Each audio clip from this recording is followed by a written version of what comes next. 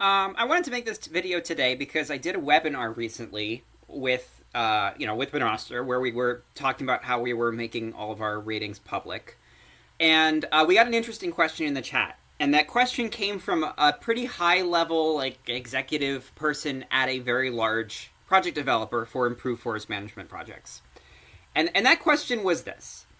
Do you think that landowners who aggressively harvested their forest land over recent years should be rewarded for both timber they extracted and carbon credits from being the highest quality IFM projects since they're changing their behavior? Why should landowners who have been practicing less intensive management in the past be punished with a low carbon rating, referring to the fact that Renoster would rate a project poorly if there's no clear evidence of improving forest management? Why should they be punished with a low project rating even though they have sequestered much more carbon than their aggressive counterparts? Honestly, I think it kind of gets to the heart of misunderstandings of how improved forest management projects work.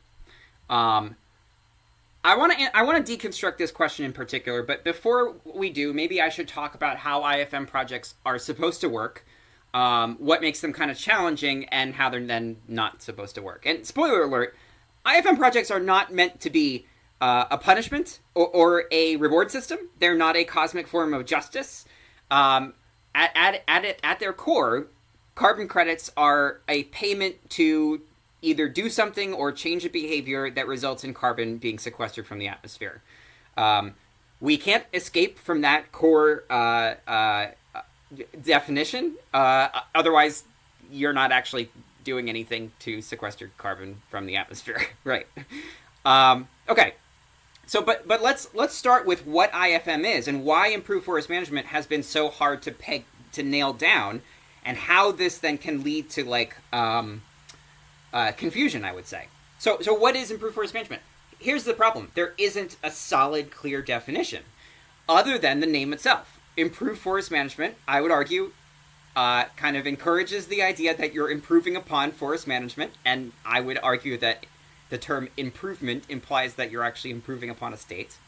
But in general, IFM could mean anything. So let's explore some ways in which you can improve upon forest management in different places and in different forests.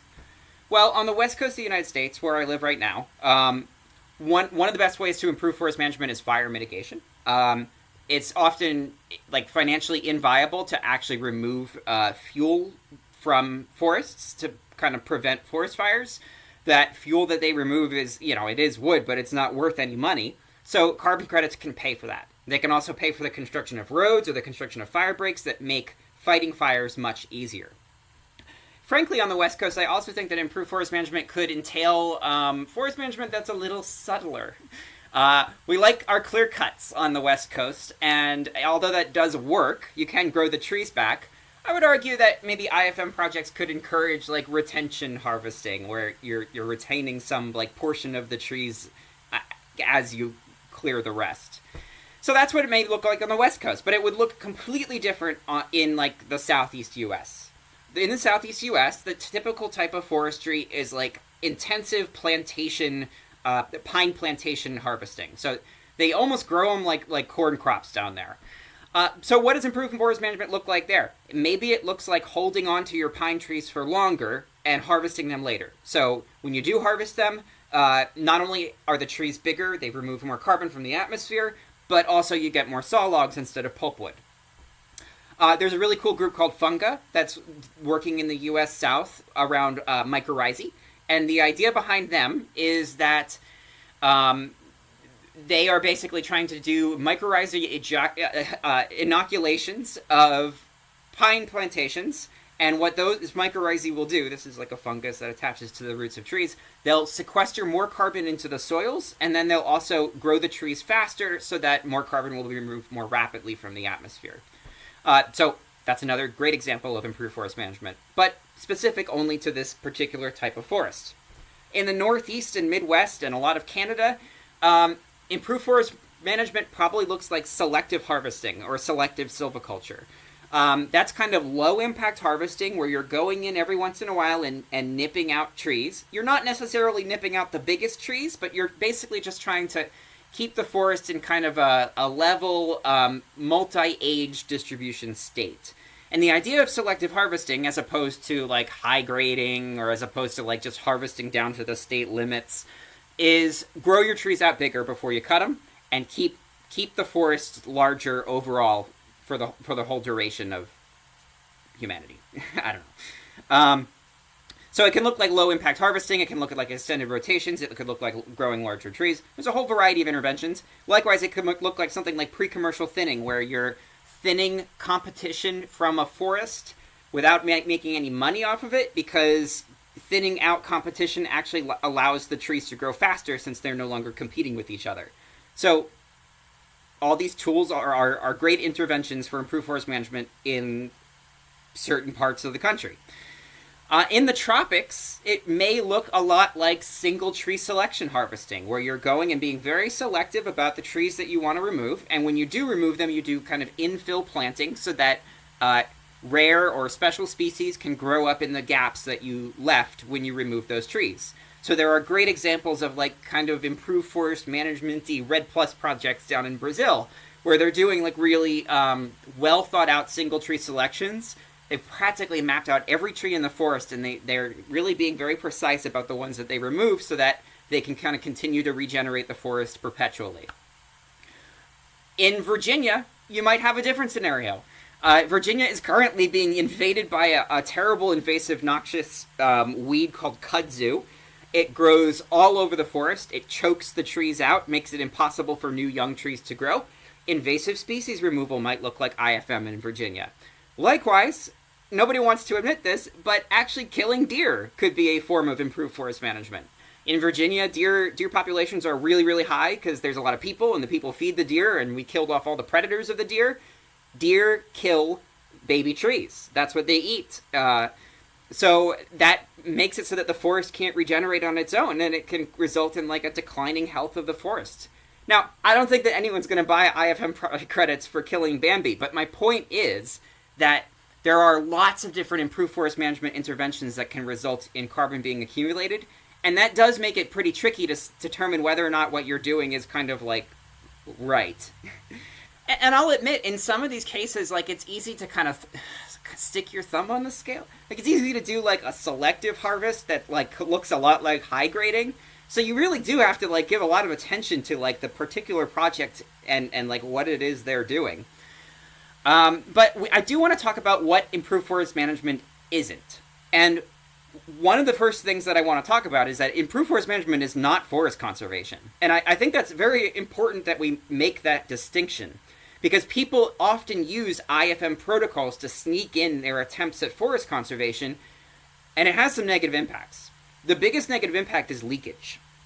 Now, the reason that there's such a big difference between like forest conservation in the tropics and like forest conservation in like the US or Mexico or any IFM scenario is that in the tropics, in Brazil, if you go and you lock up a piece of the Amazon rainforest that's never been harvested before, you're not actively removing supply from the market.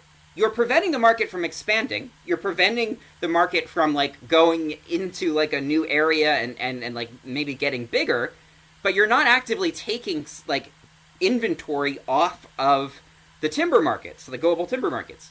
On the other hand, in the United States or Canada or wherever you happen to be, if you take a piece of land that has been harvested for timber for the last 200 years and you just lock it up in an IFM conservation project, you are actively shrinking the supply of timber on the market. Why is this a bad thing? Well, human beings continue to use more and more timber over the course of time. Especially in the United States, our demand for timber has only grown. You may notice that many states and municipalities are kind of outlawing things like plastic bags, and they're outlawing things like plastic utensils and takeaway items and stuff. All of that, you know, the need to build more housing, the need to build things sustainably, the need to replace plastics, all of that comes from our timber supply. So timber supply is going up, and we want it to go up, really.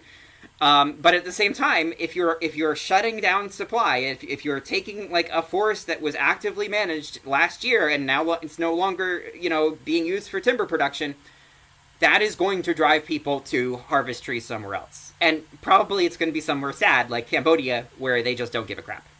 So improved forest management at its best is intended to improve management of the forest and maybe like change so that we're getting like larger trees when we do harvest them, or accumulate more carbon on the landscape before we harvest them. Certainly IFM programs, most of them will reduce harvesting, at least over the short term while the trees grow. But ideally, over the long term, harvesting would kind of remain level or even grow if you're actually improving upon the forest's management. So that's one reason that conservation, IFM and conservation don't really mix. Like it's a lot tougher to like conserve a forest in the United States than it is to conserve like native rainforests from a leakage perspective. But there's also an economic impact. If we're taking land that has historically been used for timber and we're locking that up, that is someone's job that you're taking away. And again, that's different than just saying, like, we're not going to create a new job here in Brazil to harvest a new piece of land. Now you're taking, something that did exist and you're making it go away. How often does this really happen in the U.S. markets? Well, it does happen. One big high-impact example from recent years is a big project in New Hampshire. It was, like, over 100,000 acres that was, like, basically kind of locked up in an improved forest management carbon program that like dramatically reduced the amount of like timber they were taking off the market. This resulted in the little mill shed that had been sourcing all of its materials from that land going into like severe financial distress. They have since, I think, reopened the mill. There's been like ongoing negotiations. The state has ruled that what that carbon program did isn't allowed, et cetera, et cetera. Another big problem was that timber was the largest single source of tax revenue for those municipalities. Most people are aware in a lot of states, like the timber is like used as a source of tax revenue. And these are not rich places. Like this is rural New Hampshire, where and not the pretty part that you go and visit. So this had like really dramatic and economic impacts on the local population. And that's because this IFM project kind of just shut down timber rather than like working through kind of a long-term case in which they could kind of keep timber going or kind of decline it a little bit or transition from like pulp to sawlog. So again, conservation, masked as IFM can have negative impacts there in terms of leakage and economics. But here's the other thing that improved forest management is not meant to do. It is not meant to sponsor past good work. And here we've come back full circle to our starting question here that this guy asked. Unfortunately, it is not meant to pay someone who has been behaving well for the last like 10, 20 years. For the simple reason, well, there's a couple of reasons, but the simple reason is that if you're not paying for a change, then your money isn't doing anything, right? If your money isn't actually encouraging some person to change their behavior, then your money isn't really having an impact on the climate, right? So from a climate perspective, if someone is already sitting on land and not harvesting their trees, that is kind of baked into the equation already. This guy's carbon is already not going into the atmosphere. His trees are already removing carbon.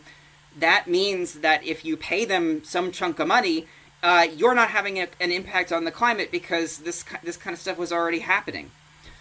One thing that people in the carbon markets will say to defend enrolling people who have no history of harvesting their trees and who are already conserving their land is, well, the landowner could have sold their land or had a change of heart.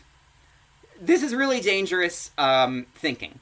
One of the reasons it's dangerous is because you're not making an IFM case at that point. IFM baselines at their base assumption operate on the idea that you're about to harvest your trees. If you look into all of these projects like documentations and stuff, their baseline assumes that you're going to harvest your tree next year. You're now making the case that at some undefined point in the future, 15 years from now, these trees could be harvested if the right set of circumstances, aligns. Okay, maybe that's the case. But if it is the case, you need to make that point and demonstrate that with really ironclad evidence. And here's the good news. We already have a project type around doing that. It's called avoided conversion. And yes, there are American avoided conversion projects operated by the Climate Action Reserve.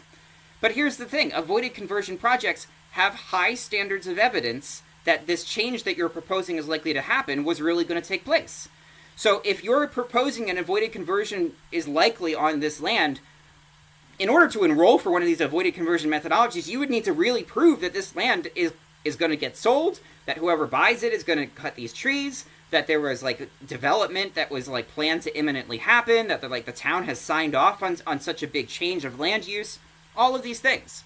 So you're making an avoided conversion argument on an IFM program, but your own IFM like methodology isn't based around that. Your own IFM baseline is based on this idea that this person is going to harvest their trees next year. So we really can't rely on that argument as being a valid reason for issuing IFM credits to people who have no history of like commercial harvesting, or who aren't like actively like, you know, harvesting their trees aggressively, or just in general aren't going to be improving their forest management thanks to this project. So here's the thing, though. This is not a new argument. And, you know, the problem is that there's a lot of, like, really high-level movers and pushers in the IFM markets who just fundamentally disagree with me. They will make the moral case, like this guy made, that, like, it's not really fair. And it's not fair. Like, carbon credits are not a justice system, right? Like, we like it when good guys get paid. In the case that this guy outlined, where there's a bad guy who maybe is cutting down their trees specifically so that they can get a higher baseline and enroll for more carbon, we should definitely detect that and keep that guy out of the program. But they are not a system for rewarding past good behavior. And I'm sorry that that's the case, but here's some good news. While carbon credits are not the appropriate pathway to reward past behavior, there are really good pathways for doing that. So let's go through a few of them.